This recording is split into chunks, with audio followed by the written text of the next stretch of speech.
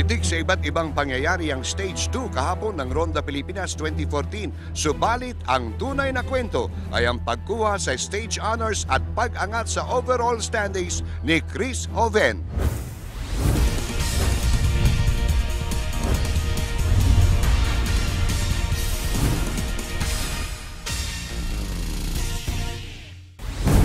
A good day to all of you. Ako po ang inyong karonda, Rick Yap Santos. Magsama-sama naman po tayo sa kaganapan ng isa pang stage, third stage ng Ronda Pilipinas International 2014. Amadeo Cavite hanggang sa San Pablo City, 144.4 kilometers po yan.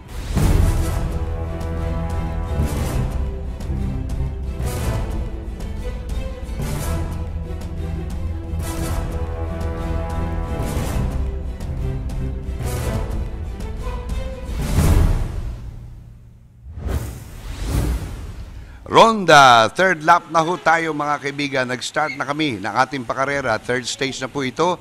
17 kilometro ang ating neutral zone o rolling start. Tinatawag natin para naman ang mga siklista natin ma-warm up at saka maalis sila sa delikadong mga lugar katulad nito napakasikipan ho. Ito, Alfonso Cavite, pero kita nyo naman ang sikip ng daanan natin, hindi pa rin kayang pakawalan ng mga siklista natin, kaya tuloy-tuloy pa rin ho sila. Sa totoo nga ho, dinagdagan pa ng 1.3 kilometers, dapat 17 lang, ginawang 18.3. Kaya itong mga siklista natin parang nagchichismisan. Akala mo naman yung kausap niya marunong mag-English, pero konti-konti lang basta nagkakaintindihan sila. At ito ng mga official natin ay talaga namang sumusubaybay sa kanila. Ito ho ang ruta natin, 144.4 kilometers mula sa Tagaytay City sa Amadeo yan hanggang San Pablo City. Eto na ho tayo, maligayang pagdating sa lalawigan ng mga magigiting na Sugbo. Edgar Nieto, Nelson Martin, Lloyd Renante, Oscar Indole, Feng Chun Kai, mga leaders ho ito. Alalahanin natin na yan hong napakaikling distansya na yan para kina Mahmoud Ekbar, Zamanuri, Merculio Ramos, Rustum Lim at Marvin Tapik. Napakasensitibo ho. Kailangan hindi sila magkawalay-walay. Although, nakahiwalay na ho ito actually. At tingnan mo naman yung isang siklistang yun. Hindi ko alam kung may gusto siyang kamutin sa pamamagitan ng gulong o nag-i-exhibition siya. Pero just the same, ang mahalaga nagbabiyahe sila. Tulad nitong second group, ganun din ho. Umahabol sila at safe naman sila sa paglalakbay sapagkat meron sila mga marshal na nasa unahan. At tignan mo naman yung mga sasakyan sa likuran, talagang nakaagapay din sa kanilang immediate na pangangailangan. Oh, alis ka dyan. Itong mga siklista natin, alis ka dyan. Okay, itong mga siklista natin ay dumaan na tuloy sa tabi natin. Hindi na natin na-identify kung sino-sino mga siklistang dumadaan at tumahagibis dito sa ating gilid. Medyo iniririsk ko na nga yung sarili ko. Baka mabundol ako ng mga ito, pero para lang ho sa inyo, talagang eto, subaybay natin itong leaders at 11:28 a.m. Imagine mo kung, alis ka dyan, imagine mo kung gaano kainit ang araw mga kaibigan. Subaybay natin ng second group ngayon. Ang speed din nila ay 44 kilometers per hour pero 1 minute and 6 seconds po sila na naiiwanan. Ang mahalaga kasi, makahabol sila at makompleto ang race na ito sapagkat pwede naman silang bubuelo at katulad yun, nagbaon pa ho doon sa kanyang, sandali. Si Sandem VD Ham out of race mga kaibigan. Ito yung nakita namin kanina na nagreklamo sa coach niya na hindi na niya kaya at talagang binagsak na lang niya yung sarili niya para damputin siya sa gilid na lansangan. Ayun ho, hindi ho niya asawa yan, hindi niya tiyahin yan. Yan ho yata ay kanyang lola. Ito naman ho ang sprint point natin sa Calaca, Batangas. Ito, wini-wave na ho kung sino ang unang siklista. Ayun, si Oscar Indole, sprint point. Winner natin for today, Merculio Ramos po pangalawa, Lloyd Renante po pangatlo. Meron pa ang mga sumusunod na iba yan para meron silang kaukulang punto para sa sprint race results in the end of the Ronda Pilipinas. Ito na ang ating mga marshal para naman agabayan ng second group. Alas 12:10 na ng tanghali mga kaibigan. 1 minute and 31 seconds. Napapansin niyo ba? Unti-unti yung nadadagdagan ng lamang ng lead group. Pero ito ay binubuo pa rin na mahigit na 70 na mga siklista. Calaca ho ang iniiwan na nilang bayan. Maraming salamat sa iyo Calaca. Napakaganda nitong lansangan na kanilang binabagtas patungo sa kanilang bagong destinasyon. At yan nga ho ang San Pablo City. Alam niyo yan, San Pablo City, City of Seven Lakes. Kaya puntahan natin sa mga susunod pagkatapos nitong Ronda Pilipinas. Ayan, may mga nanonood sa may gilid natin na talagang excited. Kagaya rin ho natin na nakamatsyag sa magpagpadyak nitong mga siklista natin. 32 ang numero nitong si Edgar Nieto. Kasama siya sa lead group. I-close up natin itong si Merculio Ramos, number 66. I-close up na rin natin itong si Marvin Tapik, number 6. Kasama ko sa mga nangungunang siklista, idamay mo pa si Nelson Martin, 33. Kanina in-interview namin, Kuya, mamaya baka panalunin ko itong laro na to. Sabi niya sa akin, tignan natin kung magagawa niya. Si Muhammad Ekbar sa Manuri ng Malaysia, nandiyan din. Eto naman ang mamantok, ilan nyo na ba to?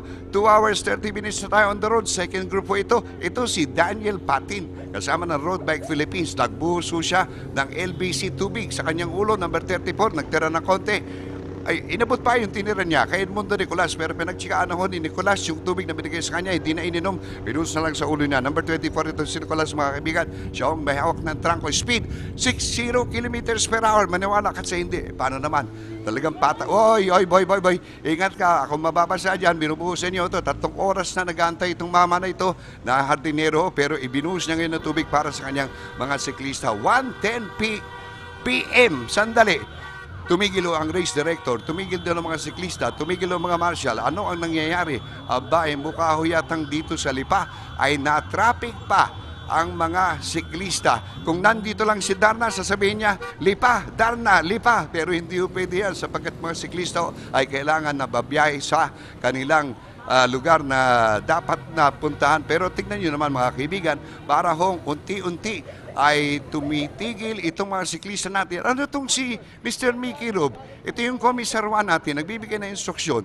At saka itong chief commissar natin, si Mr. Martin Bruin, yung nakaputi ang buhok. Ito namang isa, walang kulay talagang buhok dahil wala naman siya talagang buhok. At nagbibigay ng instruksyon sa mga siklista natin. Ayun, iniutuso niya na magkaroon ng restart of the race dahil napigil sila ng traffic at yung mga leader ay nauna na. Kaya gagawin nila itong mga leader na ito, lead group na lamang ng 1 minute over, pinauna mo niya muna, pagkatapos ay 8 sila lahat. Lead group po, 46 kilometers to the finish, pagkatapos yung chase group na main peloton o peloton itself ang susunod. Eto na ho mga kaibigan, yung peloton na sinasabi natin, 1:25 in the afternoon, still on the road.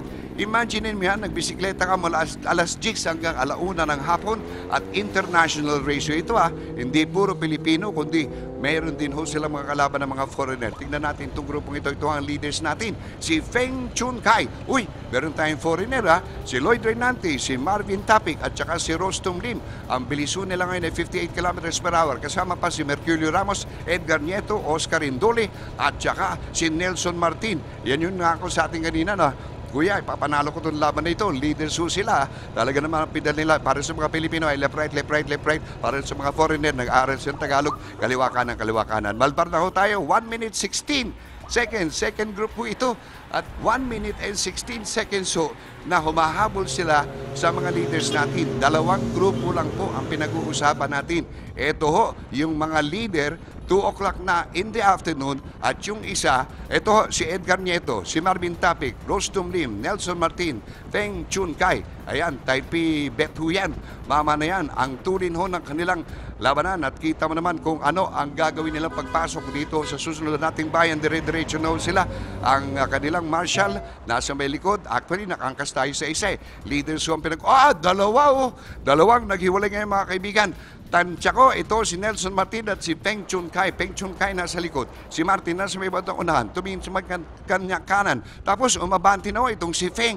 Feng is on top. Iwika nga, nasa unahan na siya. 1 bicycle length and almost going into the finish line. Tignan natin sino dalawa sa kanilang dalawa ang magwawagi. Ito si Martin, si Feng Chun Kai. Feng Chun Kai now reaching and crossing the finish line. Nanalo ho ang isang banyaga. Kasunod si Nelson Martin at kasunod ang ating kababaeng si Rostom Lim. Ito na ang second group. Tignan natin kung ano mangyari. Sino sa kanila unang sasayad?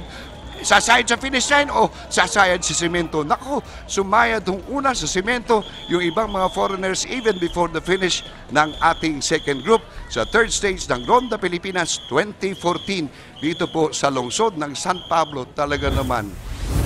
Ito na mga kaibigan, Feng Chun Kai, Gusto Continental. First, second si Nelson Martin, Road Bike Philippines. Third, Rostom Lim ng PLDT. Overall standing mo natin, Chris Oven, 10 hours, 36 minutes, 27 seconds. Raymond Lapasa, 2 seconds behind.